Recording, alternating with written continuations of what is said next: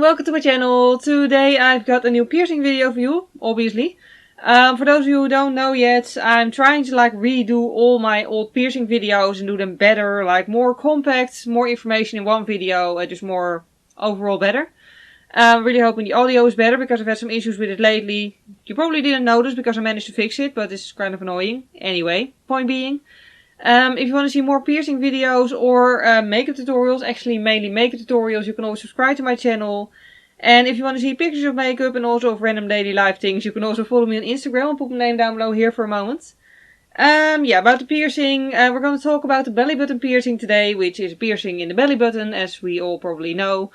Just wanted to show you some different types of jewelry, of course, how to switch jewelry in the piercing. And also, how to, deal with it when it's healing, after getting it done. Let's get started. So, let's start at the beginning with the healing of the piercing. Actually with getting it first. You need to get it first before it can heal, obviously.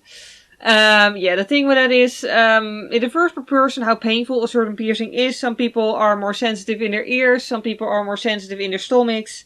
It just differs per person a lot. Me personally, I'm apparently pretty sensitive in my stomach. So it hurt. It was my most painful piercing for me personally. On the other hand, I have friends who said it was their least painful piercing. So I really can't predict how it will feel on you. You're just gonna have to find out if you want a piercing. But nevertheless, I will do it again because it is a step and it's just, the needle goes through, the jewelry goes through, it gets cleaned again and then you're done. And they have a very cool piercing, so to me it's totally worth it. I do gotta admit, or at least warn you, I guess, about the fact that the belly button piercing does have a tendency, not really a tendency, but on some people it does grow out. So if your body has this tendency to push foreign objects out of it, also piercings, then it is a risk that it will grow out, which, you really can't do much against. Except for one thing with jewelry, which we'll get to in a moment, with how heavy the jewelry is that you put in it. That can also help to prevent it from growing out. Yeah. Overall, if everything goes well, the piercing takes about 9 months to heal on an average person. I do really recommend to keep it in, the original jewelry, for those 9 months. Just so you know for sure that it's completely healed before you go, put different jewelry in it. And yeah, infections and stuff aren't fun. So yeah, I just always really recommend to wait until it's really properly healed. Another thing is, for me personally, the first week after getting it, it didn't really hurt, but if you sit slumped down watching TV and then you straighten up, it did sort of sting a little bit. Also the other way around, when I'd be walking and then I'd sit down and, the skin there would move and it would just hurt a little. Nothing to worry about. It did actually cause me to really feel like I had to sit up the entire time to not disturb the piercing, which is kind of annoying for myself. But really it's nothing to worry about. It's not going to tear out or anything if you just sit and walk, obviously. But yeah, there's one thing to keep in mind. And yeah, that's basically all I have to say about the whole healing process. Let's move on to jewelry. Oh, before we move on to jewelry, actually I have one other warning. If you get it done, don't wear a white shirt. And don't wear high heels. Because, at least for me, I was asked to, take my high heels off. Just so the piercer could really, put the little dots really vertically above each other. And with high heels, you really do have more of a tendency to be wobbly. And yeah, so that's one thing. I was also wearing 2 different socks. That didn't help matters. And also don't wear a white shirt simply because it may bleed and they put a band-aid on it and all. But it still might bleed a little and, stains aren't nice on a shirt usually. So yeah, that's another advice. For a start, just to compare, this is the original jewelry that the piercing was done with. And this is what I wear in it on average now. In terms of size, I'll just hold them right next to each other with the top balls at the same height. And you can tell, obviously, that the one it was pierced with, the purple one, is a lot longer. And it also has more of a curve in it. Hello, focus on me, thank you.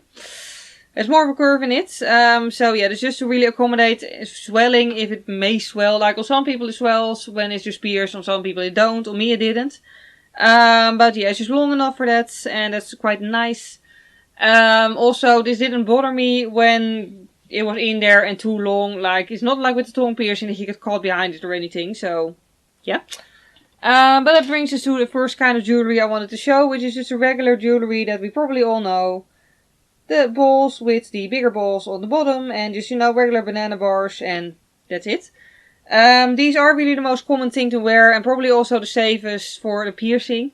Of course, you also have the versions where the bottom ball is actually replaced by something like a butterfly, or a flower, or an infinity sign, or whatever. Which is basically the same thing, but with a different shape.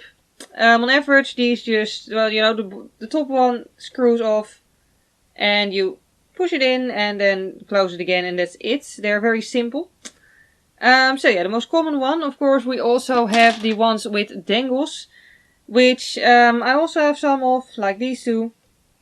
They're absolutely stunning. I do, however, think that jewelry with dangles, well, I know jewelry with dangles has one downside. For one, it's bigger. That's two downsides, actually. First off, it's bigger and it's easy to get caught behind it, which can, of course, tear the piercing, damage the piercing at least. Also, they're heavier because there's obviously something dangling off it. And even though it's usually lightweight, because, you know, the people who design these things also think of such things. But it's still heavier than one without a dangle, so it may make it a bigger risk to have the piercing grow out. If you feel like your belly button piercing is growing out and you wear a lot of dangles, I do recommend stop to wear the dangles for a while, just to see if that'll help. It won't always help, but it might actually save the piercing. So yeah, me personally, I only wear dangles if I'm wearing an outfit where my belly button actually shows. And if I can actually be bothered to switch jewelry in the morning. And again in the evening. So it rarely happens, but I do actually think they're beautiful. So yeah, that's all about the jewelry.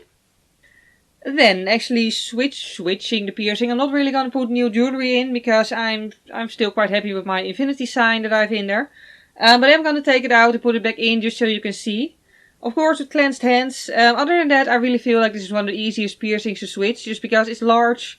It's on your belly, so it's not like in a tiny little corner of the ear where you really can't reach. It's just a very easy piercing. And you can actually see what you're doing without a mirror. It's a win-win situation, really. But yeah, seriously, I'll just quickly show you how to switch it. First, take off the top ball. And then, of course, the jewelry out.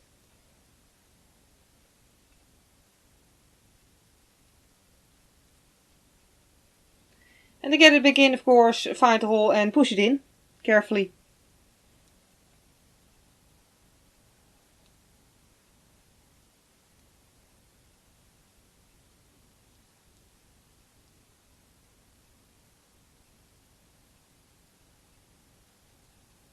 And then, of course, the ball back on, and then it's done.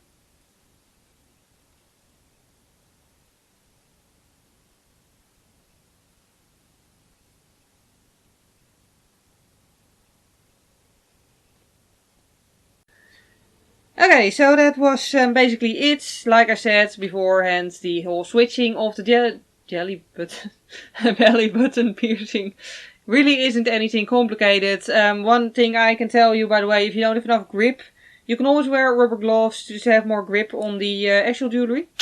So yeah, that was it for today. I really hope this video was useful to you. And if you have any questions, you can always ask them. Do keep in mind, however, I say this every single time, but still, I'm not a piercer, I'm not a doctor. So I can only give you advice and stuff from my own perspective and my own experience. So do keep that in mind. And other than that, that was it for today. So thank you very much for watching this video. I hope you have a wonderful day. If you did enjoy it, please click the like button. And other than that, I hope to see you next time. Bye!